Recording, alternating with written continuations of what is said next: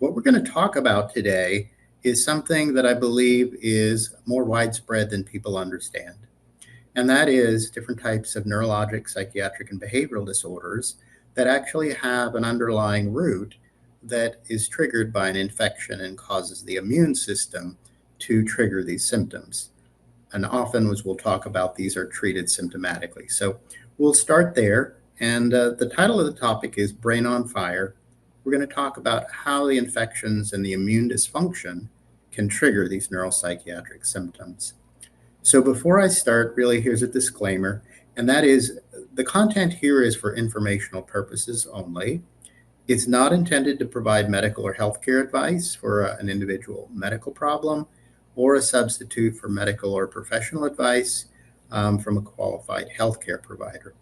We want to share with you information that would be valuable here, but we would also encourage you to either find or work with a healthcare provider that knows about this, or we can give you some help in either identifying them or even also be able to share with them this information. So what are we going to cover today? Well, there's a few things we want to talk about.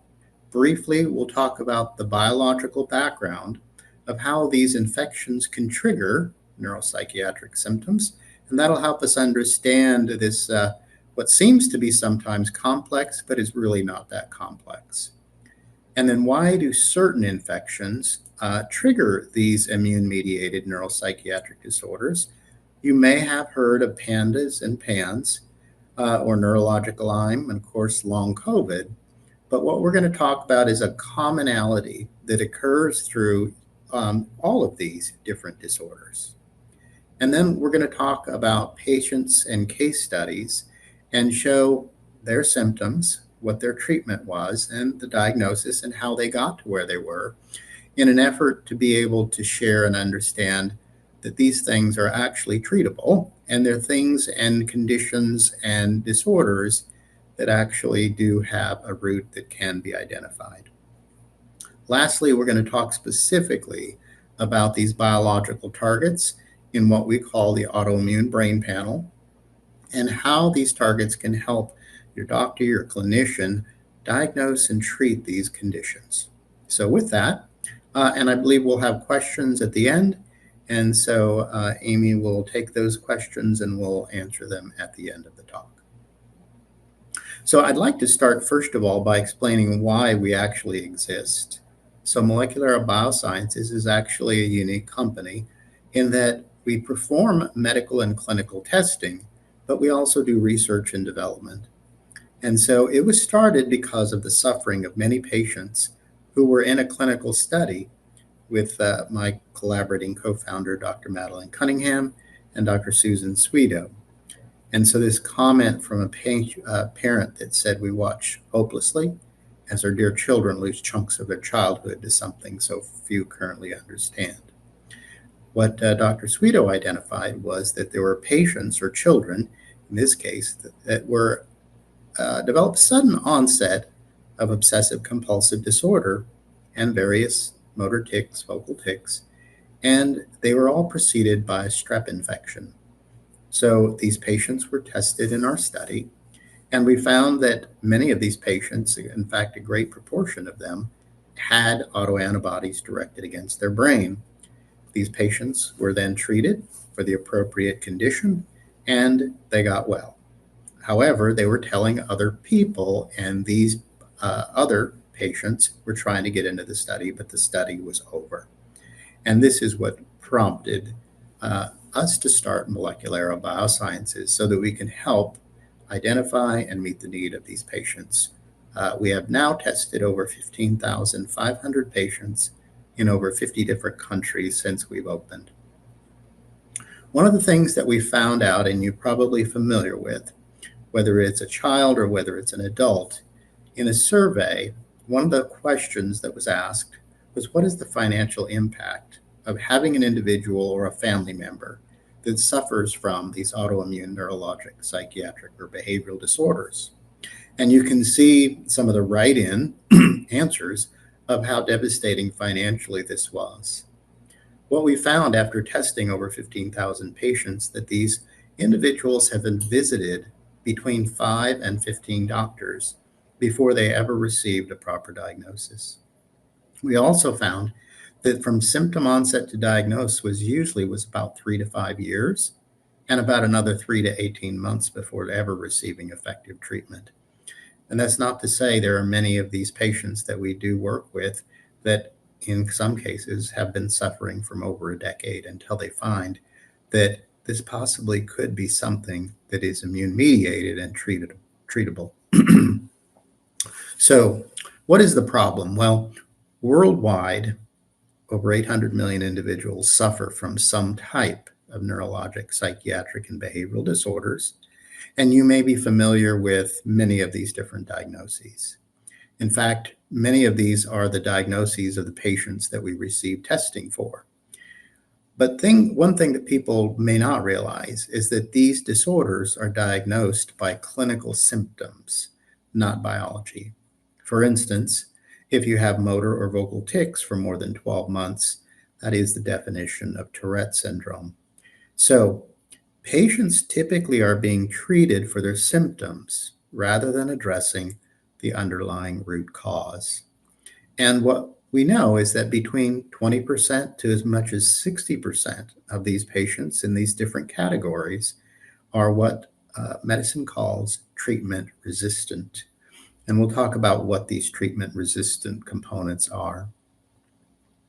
So today, the standard of care for these neuropsychiatric disorders and mental illnesses focus on symptoms, treatment, and coping. Various psychotropic drugs, such as antipsychotics, antidepressants, stimulants, and mood-altering drugs, have been very helpful and very effective for many patients. But for the patients who are suffering from an immune-mediated neuropsychiatric disorders, these do not work for them. In fact, many of them experience deleterious side effects, suicide ideation, and worsening depression, and many other symptoms. So as much as these have been helpful for a population of people, there still is a large population of those that it's not helpful for. The next step is psychotherapy. And then if that doesn't work, it leads to institutionalization of these patients. So what we do know, and this is an unfortunate consequence of something that is meant to actually be a very advantageous advancement, and that is the specialization of medicine. So medicine is specialized so that we can understand and learn more deeply and intently about specific areas of medicine. However, the way that our body is functioning and the way integrated disease biology is understood, infectious diseases are not separate from our psychiatry or psychology or the neurology or even our immunology, but the practice of medicine is actually separated, except for where there are clinicians and prescribers and doctors who practice what we might call integrative and or functional medicine. So cross-disciplinary and collaborative medical care is what can really accelerate the diagnosis and the treatment of these types of chronic disorders.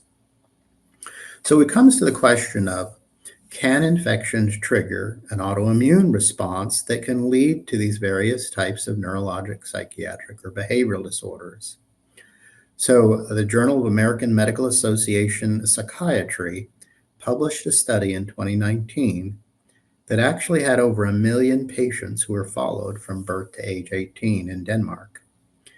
And what they found was very interesting, that if a patient was hospitalized for a severe infection, that the risk of developing a mental disorder increased by more than 80% for the diagnoses of these different disorders: schizophrenia, autism, OCD, ADD, ADHD, personality behavioral disorders, oppositional defiant disorders, tic disorders, and many, many more. So what the editors said was, how could exposure to infections affect the brain mechanistically and give rise to mental disorders? Well, they said circulating autoantibodies that enter the brain via a compromised blood-brain barrier bind to neurotransmitter receptors is a potential explanation, and this mechanism has been proposed in PANDAS and other mental disorders. So they've described what we're about to tell you here, in that we look for these autoantibodies that are directed against neurologic receptors in the brain. So if we look at biologically what really happens here, at the basic level, everyone gets infections. So that's not new, and that's something that's common to everyone. And we all make antibodies, and that is an important part of our immune system. And that's to help protect us, because we can be exposed to other types of organisms or the same ones over again, and the body is prepared and ready to actually deal with it. However, in certain individuals, and I say certain individuals, and there is a genetic predisposition to what we'll call immune dysfunction, is that when they make antibodies, they're actually making antibodies against a part of these organisms that looks like a part of our body. And in this case, when it looks like a nerve, or it's made against a part that looks like a nerve or receptor in the brain, it actually can do damage by interfering with normal brain function. And in doing so, it interrupts the biological operational ability of these different neurotransmitters, resulting in these different types of symptoms. And because medicine will treat these symptomatically, for these patients, these are treatment-resistant patients. However, when these patients are properly identified, and if they have these autoantibodies directed against their brain targets, they're put on immune modulators, anti-infectives, and anti-inflammatory agents. And in many cases, we just see some dramatic and remarkable recoveries. And many of them have talked about it or interviewed or told us about it. You can see those on our website. So this talk is called Brain on Fire. This is actually the name of a book and a movie, if you want to see the movie. Susannah Cahalan, who was a New York Post journalist. And all of a sudden, she developed what looked like psychosis, paranoia, hallucinations, seizures, memory loss. And a very astute physician identified that she had autoantibodies directed against one of her brain targets. And this one is called the NMDAR receptor. So there are many different receptors in the brain. This particular one was one that she had directed against, which resulted in what they call this brain on fire. Now, you may have heard of PANDAS and PANS.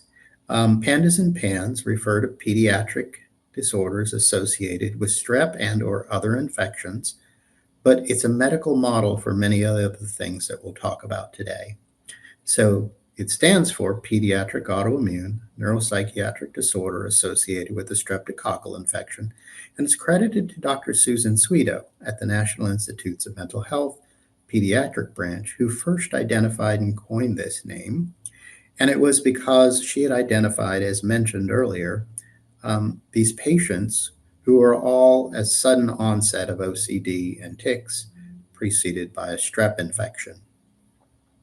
So PANDAS and PANS does have a diagnostic criteria, in that about 1 out of 150 or 1 out of 200 children may have this.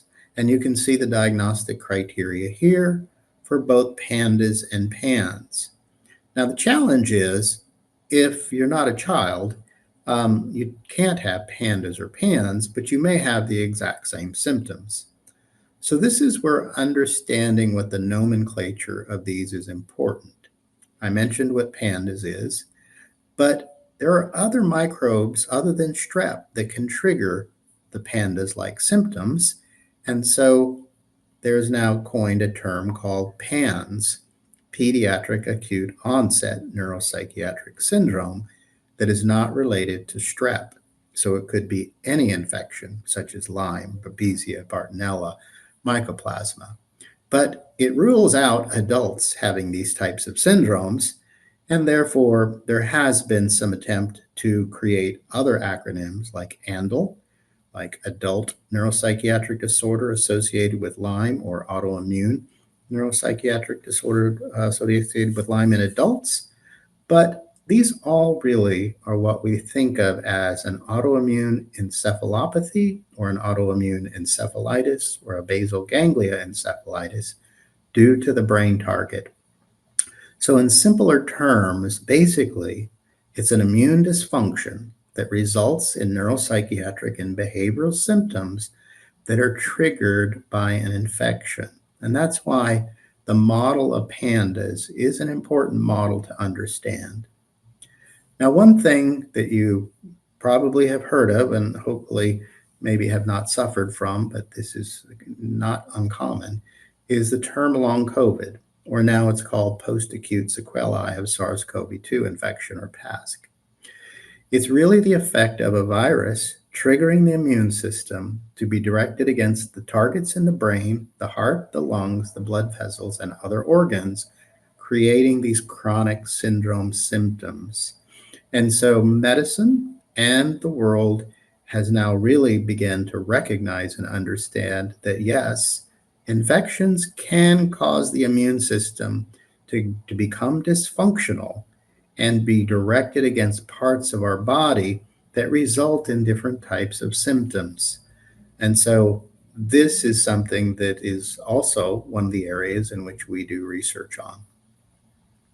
Now, of course, it's not limited to just SARS-CoV-2 and strep, but there are many other infections that have been identified as having an association with triggering these types of symptoms, such as influenza A, varicella, which is chickenpox, mycoplasma, Lyme disease or Borrelia, Babesia, Bartonella, Coxsackie virus, etc. So just to give you a graphical example, autoimmunity can occur when antibodies begin to recognize self-proteins as foreign. So in this picture, you see a bacteria, and the Y-shaped diagram is an antibody that's directed what's called an epitope, or a protein sequence that's unique to the bacteria. But when we say unique, there's only 20 plus letters of the protein alphabet. And so therefore, at some point, parts of our body or other parts of proteins in our body will have the same sequence. When an antibody is made to that, it will cross-react. And this is why we see a lot of autoimmune conditions. So autoimmunity really is a response through what we call molecular mimicry, which is why we named the company Moleculera Biosciences. Autoimmunity occurs when there is a breakdown of what's called self, non-self discrimination.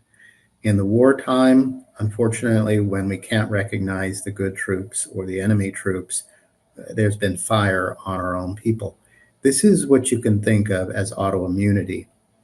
And we won't go into the detail of it, but there is a genetic susceptibility, and this occurs in what's called the MHC complexes and the HLA complex genes. But the bottom line is that a family history of autoimmune dysfunction is typically found in patients that have these immune-mediated neuropsychiatric disorders. Not 100%, but it is very highly associated with it. So this is why precision medicine is so important for proper diagnosis and treatment, because as I mentioned to you, there are many underlying reasons as to why these diseases can occur or these disorders, and standard treatment is not effective for 20% to 60% of the patients. So we're going to begin to talk about the targets in the autoimmune brain panel. And this is what allows us to be able to separate the populations into patients who have autoantibodies directed against these targets, and then their treatment is changed to use to immune modulators, anti-inflammatories, and anti-infectives, and patients who don't have those antibodies are more responsive, or we see responses with the typical and the standard of care for treatment with psychotropic drugs. So, what happens when infections trigger cross-reactive autoantibodies against the brain? What you can see here in a publication here that our Dr. Cunningham and we have published, showing that these antibodies actually cross the blood-brain barrier and interfere with various types of neurologic receptors in these pre and postsynaptic neurons in the brain in a place that is called the basal ganglia, but there are also other areas of the brain. Now, after testing multiple patients, there is a clear correlation between associations with when a patient has autoantibodies against dopamine D1, they can frequently present with various psychiatric symptoms like mood swings, depression, anxiety, irritability, aggression, delusions, and even sometimes outright psychosis. When patients have been identified that have antibodies against the dopamine D2 receptor, we see that they frequently have some level of a movement disorder, such as choreiform movements, maybe even an ADHD diagnosis because they're just having trouble being still, and possibly even Parkinson's. We also test for antibodies against what's called lysoganglioside GM1. And basically, that's the myelin sheath that's around the nerve cells. And when their antibodies are directed against this target, we see that they frequently complain of joint and connective tissue pain. We do frequently see autoantibodies in these patients directed against tubulin. And what we see when that happens is they are presenting with an OCD and also what people describe as brain fog. So there are other conditions in which you will also see antitubulin antibodies, but it does mean that there's antibodies that are crossing the blood-brain barrier and getting to these tubulin proteins in the brain cells. Now, one unique assay that we perform that is quite complex, but it is where we grow human brain cells in culture, not the patient's brain cells, but brain cells, and we incubate the serum of patients on them to see if those antibodies will bind or stimulate this enzyme called CAM kinase. And you can see here, it's a strange looking enzyme that has 12 different enzymes attached to it. But if it's stimulated, we actually see that patients describe many type of autonomic and sympathetic nervous system activations, such as fight or flight behavior, separation anxiety. Maybe they're easily startled, trouble bedwetting, mydriasis or dilated pupils.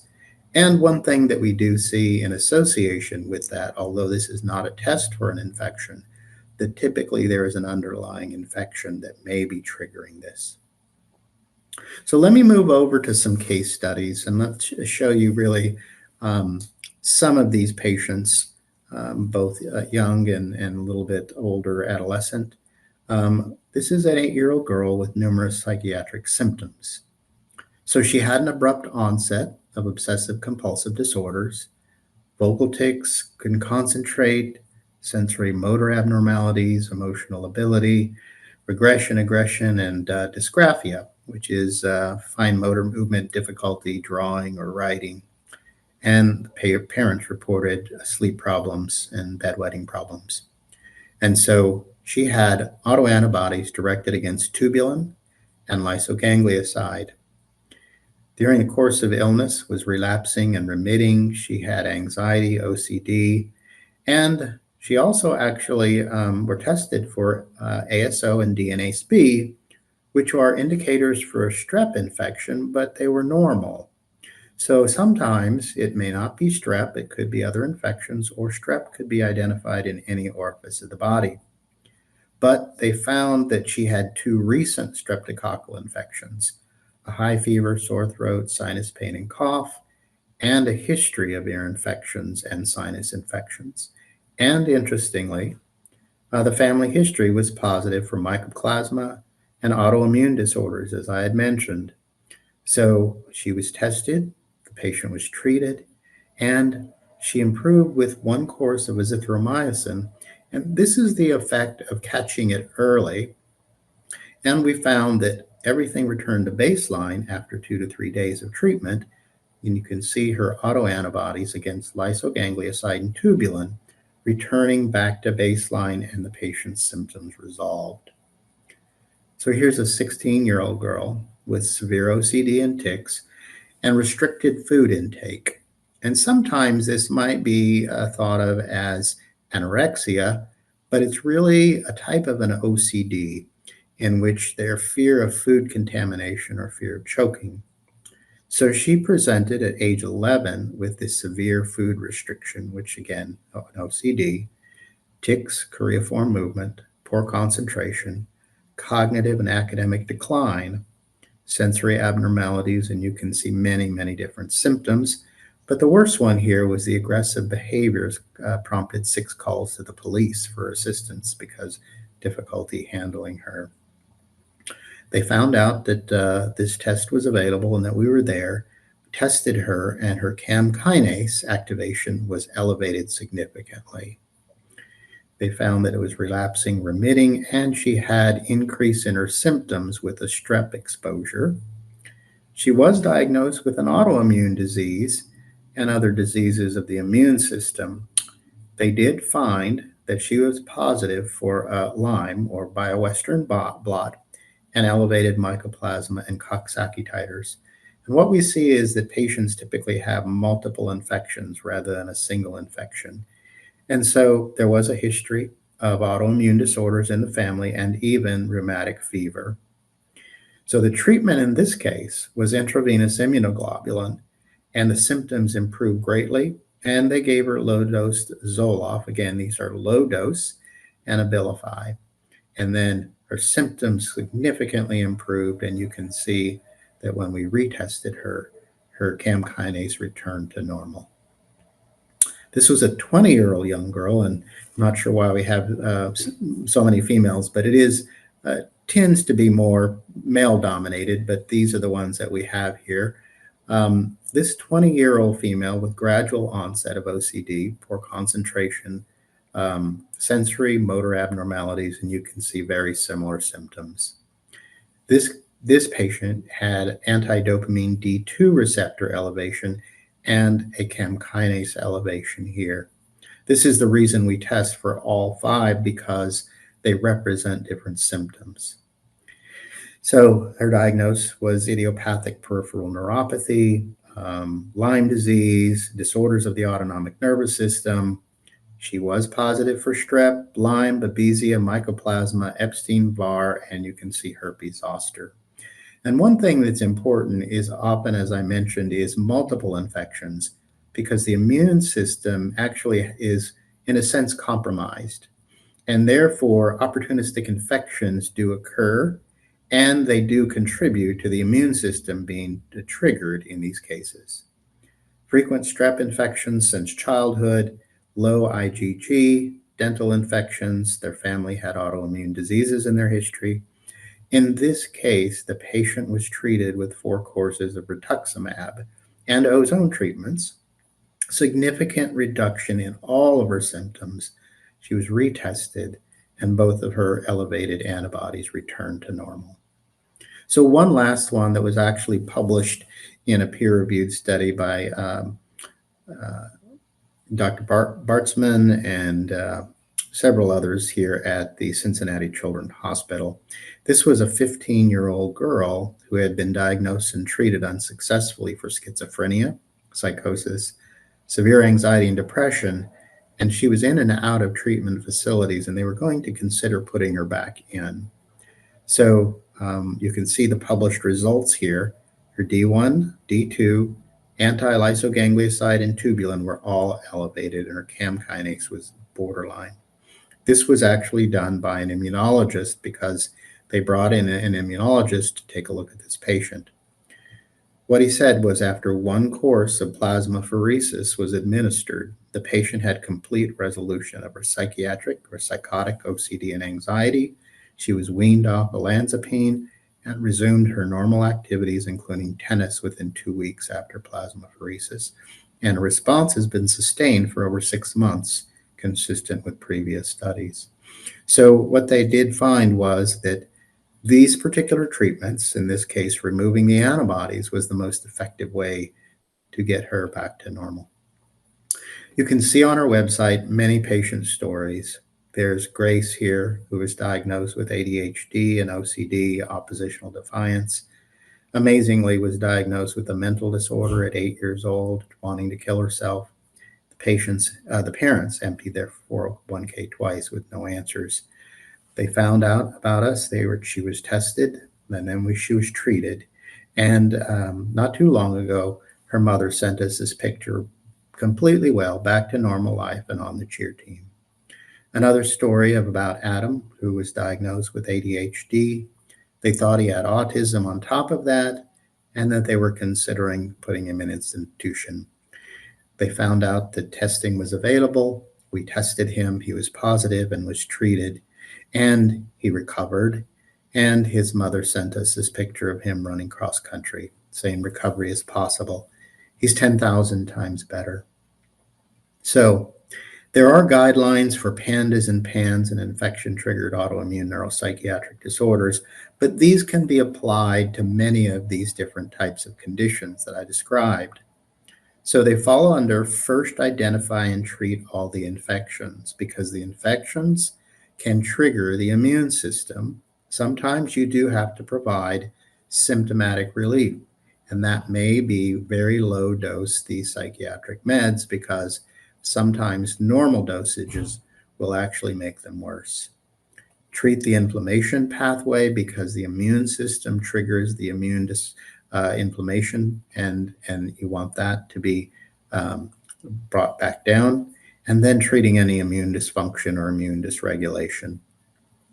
So let me wind up by showing you some commonalities of patients who have positive panel tests for these anti-neuronal antibodies and CAM activation. Frequently, they are treatment resistant to standard neuropsychiatric drugs, as mentioned. They often have frequencies of infection, but it can be subclinical. Maybe they've been diagnosed with Lyme or post-treatment Lyme disease. They may have likely a family history of autoimmune disorders. And often there's a rapid or sudden onset, but sometimes it's actually a gradual onset over time. They may have sudden or rapid onset of OCD, or these restrictive eating disorders, which is mostly an OCD, vocal or motor tics, anxiety, rage, separation anxiety, emotional ability, depression, developmental and behavioral regression, dilated pupils, urinary frequency, bedwetting, and these relapsing remitting courses with dramatic exacerbation.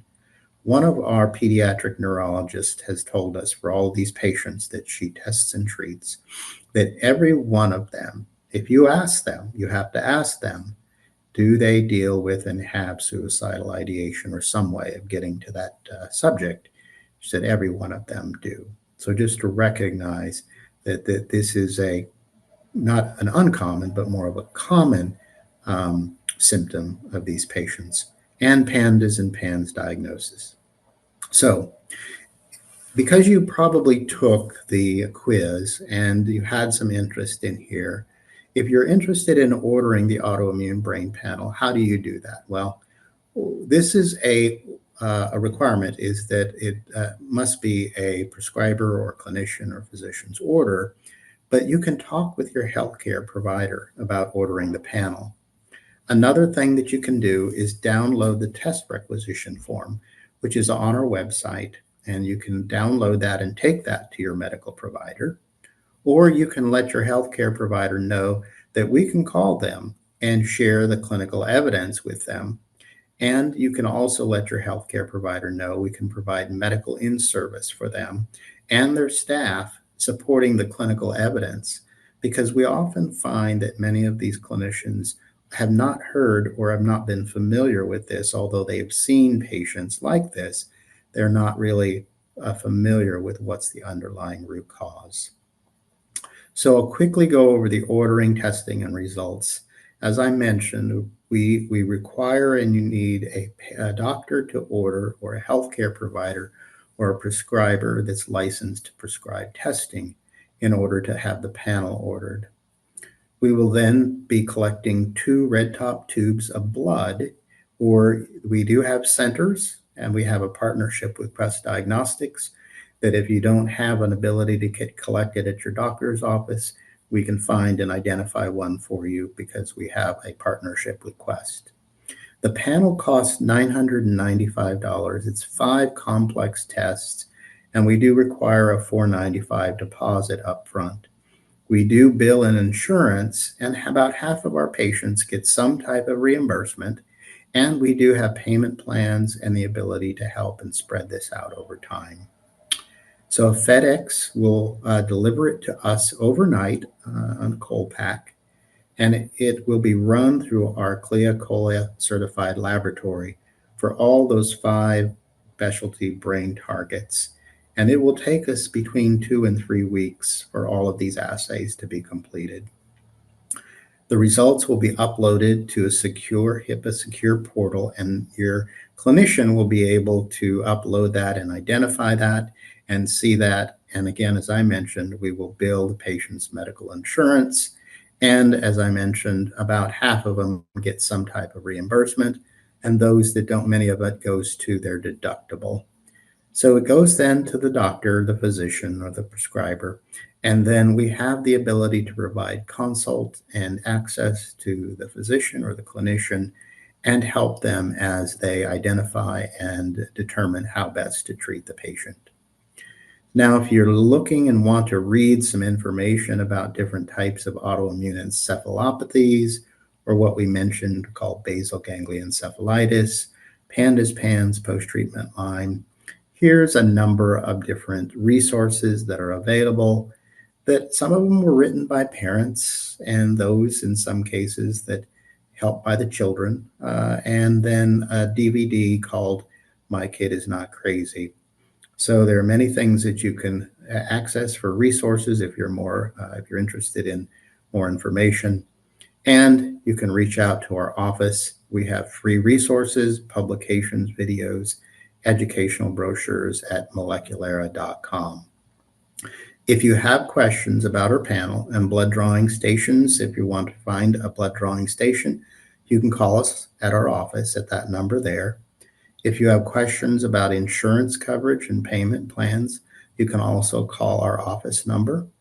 If your healthcare provider or your medical staff, the people that you work with, want to know more information, you can contact us at medicalrelations@moleculera.com, or we can provide you with more information to be able to get to your healthcare provider or doctor. So one final opportunity is we're collaborating with another group of doctors who are putting on a conference called Chronic Illness and Mental Dysfunction Conference. And that's going to be next April, 3 to 5 in Phoenix, Arizona. Patients and parents are invited. They will only be able to be virtual, but there will be a wealth of information that will be provided, both medical, clinical research, and also treatment. And so it'll be a great help if anyone's interested in that. And that will conclude our presentation for today. We just want you to know that our purpose and our goal is to help change how medicine is practiced for these different types of immune-mediated inflammatory disorders. And we're here to help. And so we look forward to working with you. And again, you can reach out to us at any of those contact information numbers.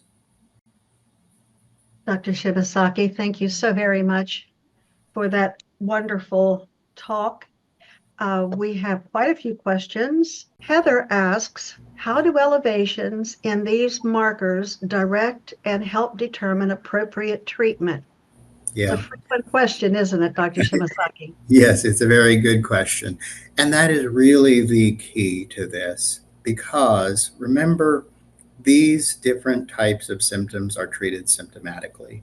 So if you're exhibiting neuropsychiatric, neurologic, behavioral symptoms, the treatment and the standard of care is different types of psychiatric medications.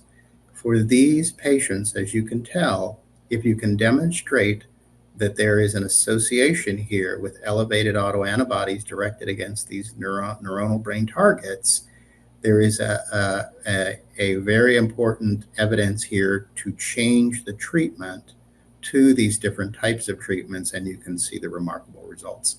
So you need biological evidence to say, why will you be changing treatments for symptoms that typically are being prescribed psychiatric medications to something that is for an immune system dysfunction. And that's what the markers and elevations help with the decision to do that. Our next question is, do we have an affiliation with NIH? At this point, we don't. We actually worked with them, and they are part of one of the patents that was filed with us, with Dr. Sweeto and myself and the others, to be able to demonstrate and show that this has validity. But at the current time, we don't have any really affiliations directly with the National Institutes of Health. That's where it all started, though, wasn't it? Mm-hmm. That was the very, very beginning. Our next question. Hello, I did a complete lymphocytes typization panel. I am in Italy, and how do I do this panel? Thanks. Mm-hmm. We do have partners in London, which is AONM, the Academy of Naturopathic Medicine. And we can provide, and there's information on how to contact them on our website. And they work with us to get the specimens over into the United States. So, Amy, if we need to later, we could provide some email or something to them to follow up. But they're a great partner, and they're able to get them out of the U.S. into the U.S. To us. Okay. Also, the same questioner. Also, we found in my daughter multiple infections: Epstein-Barr, mycoplasma, varicella, staphylococcus, and all together. Are there immunological therapies like interleukin-2? Yes, there are immunological therapies. So let's break this down. The infections are, again, multiple because in many cases, if this is a patient exhibiting these types of symptoms, they should be treated, those infections, for anti-infective agents. So if it's a virus, antiviral; if it's a bacteria, antibiotics; if it's others, they treat that. Now, the immune system is another area because, as you see, anti-inflammatory agents like prednisone burst or dexamethasone or other things. I'm not sure about the interleukin-2, but it is potentially one of those things that could help with other immune dysfunctions. But currently, they use different things that have to do with anti-inflammatories and immune modulators like IVIG, plasmapheresis, and even rituximab. But there is room for other treatments, so I can't comment really very specifically on IL-2.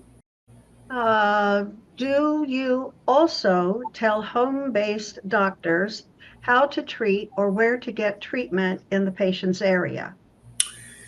We do have medical relations support, and Amy is our nurse, and also we have another nurse who spends the majority of their time working with doctors to help educate them, show them the clinical data and the results, and the published peer-reviewed data.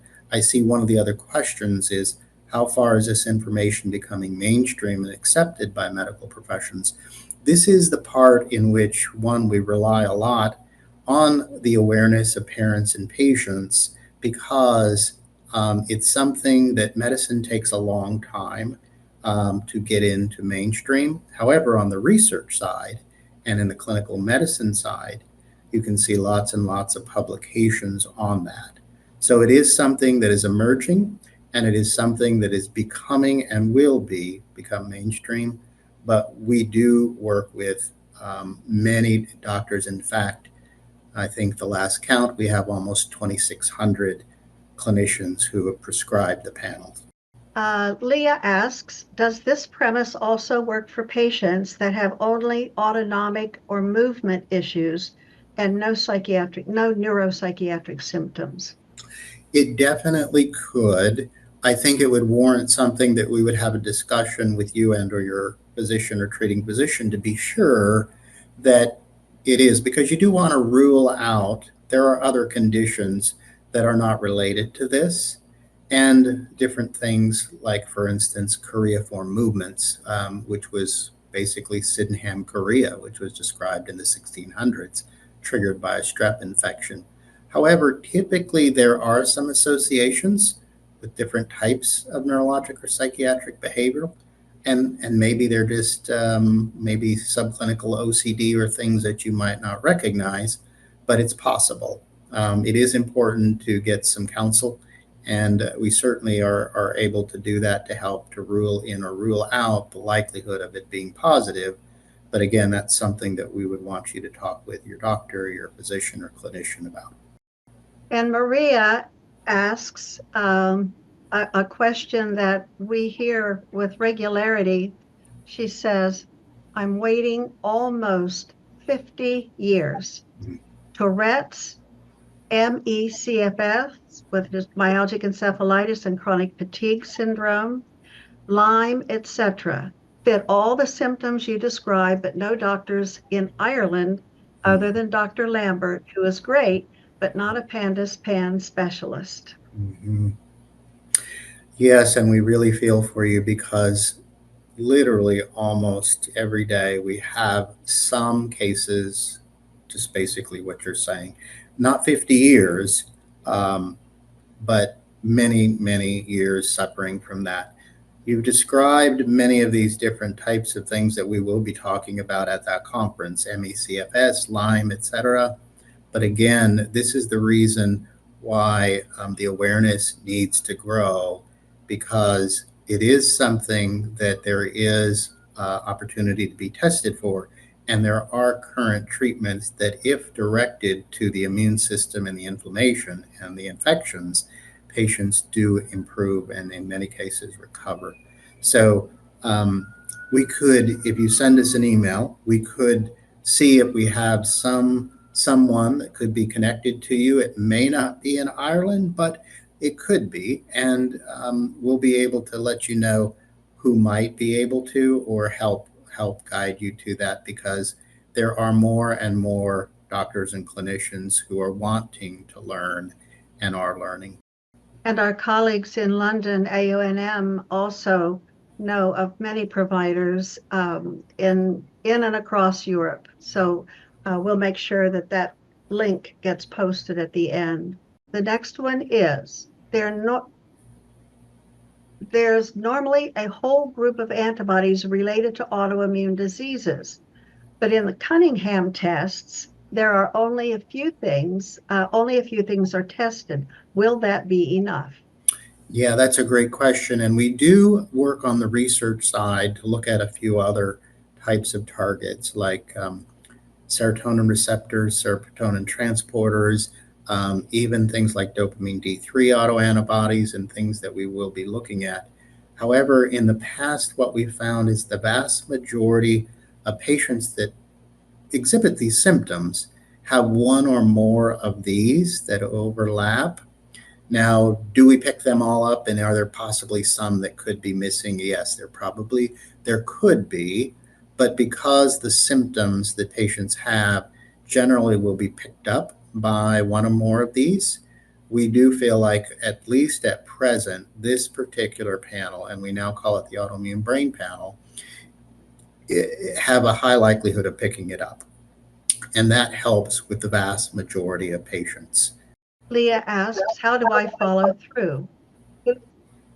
Who can guide me to figure out if this would be helpful for me? Yes. So a couple of ways, and this is something that we're working with. You can reach out to us through either the phone number or the email contacts, and we could work with you and or your, let's say, your physician or clinician to help them. Because again, what we want is a prescriber who will actually know what to do to treat. So if you'll follow through with either the contact information or the calls, we'll be able to get in contact with you and or your doctor or prescriber. Heather asks a question about plasmapheresis. She says, you mentioned plasmapheresis as a potential treatment. I have heard about apheresis being used at COVID clinics in Europe. Is plasmapheresis or apheresis interchangeable, or is plasmapheresis the treatment method documented to aid in recovery? Thank you. Yeah, that's a really good question. And I'm not fully familiar with what, if any, differences between plasmapheresis and apheresis. In some cases, well, basically, the premise is you're removing from the body the blood and cleaning out, in these cases, the autoantibodies and returning the blood and the plasma back to the patient. In those cases, basically what you're trying to do is remove the offending autoantibodies. If apheresis is very similar in doing that, then yes, but I apologize, I'm not familiar with the difference between the usage of apheresis and plasmapheresis, but most often they refer to it as plasmapheresis. But I would suspect if it's being effective in COVID, and again, probably long COVID too, because you're trying to remove not only antibodies, but maybe, hopefully, you're trying to remove some of the virus or any of the maybe cytokines or things that are triggering the inflammation. It could be. So that one I will take a look at and see if I can maybe answer that at a later time. And this observation is offered. I can't understand why the psychiatrists refuse to admit that all the neuropsychiatric disorders are caused by the infections and from the autoantibodies. I am a PhD in physics here in Italy.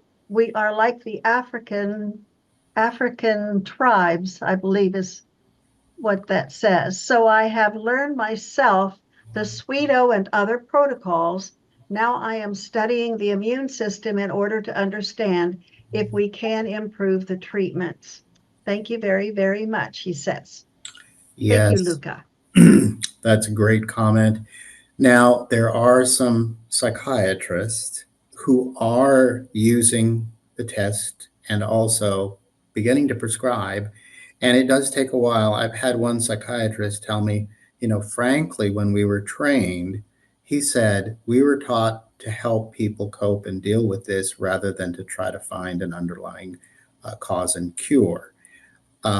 However, as we do know, because many of these patients end up in their care, it is one of those things that's incumbent upon them to be able to learn the same. And so the kudos to you for doing that. And also, more publications in journals that psychiatrists read is going to be important. Dr. Alan Zhu says it takes about 10 days to ship the plasma sample from to the US from China. Will that be too long? Yes, That may be something unfortunately. we need to discuss Yeah. offline. Yeah, because we can use dry ice, and there are some groups that we work with, but without any kind of cold storage or frozen, it is too long and these will deteriorate. So there is an opportunity that we can work through. In fact, we are working with other international groups, but that should be something you can email us and we can see about how to take care of that. Lisa asks if EBV was present and caused psychosis in teen years, is it likely COVID caused reemergence of EBV and psychosis weeks after COVID? This happened 3 separate times. Yeah, so that's another really good question. And as you may be familiar, Epstein-Barr and any herpes virus families, which about 6, 7, or 8 of them, reside in various parts of the neurologic system, and many of them are in the ganglia there. And they remain latent as the immune system keeps them under check. And so when another infection like COVID occurs, it triggers the immune system again. And many of these herpes virus infections have been known to reoccur and reemerge. Now, if it's connected with triggering antibodies that trigger this, that could definitely be a plausible reason for doing that. There are publications showing about the reemergence of EBV with COVID infections in patients there. So it is very, very possible that that could be what's happened. Heather asks, can this panel distinguish between true anxiety disorders, depression versus anxiety, and depression caused by autoimmune response. Am I understanding that patients with anxiety and depression with normal markers on this panel would likely respond well to standard antidepressants and anti-anxiety meds, and those with elevated markers would perhaps worsen or respond negatively to these medications? She says, thank you. Wonderful information. She cannot thank you enough. Yes, and that is exactly what precision medicine is about, whether it's in cancer, whether it's in neuropsych. The goal is separate patients by not the symptoms, but by the underlying cause of those symptoms. So if the underlying cause of those symptoms is an immune dysfunction, yes, they will be responsive to immune and anti-inflammatory agents. If they are not, then you would expect to see them respond to the traditional psychiatric and psychotropic meds. So that is the premise. Now, there may be some rare cases in which some of them have different symptoms that might not be picked up, but so far we have not seen or heard of a lot of those. But typically what's happened is patients get put on them first, and when they don't work, then they get tested and they find it's immune versus testing first, which is what would be, we believe, is the best case.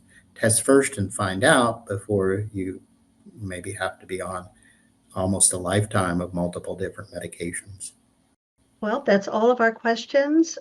We would like to thank everyone for participating and for stepping up and asking these good questions. Dr. Shimasaki, thank you again for another fabulous talk. And please feel free to reach out to us with any questions or problems that you might have. We're happy to help. Thank you. Thank you.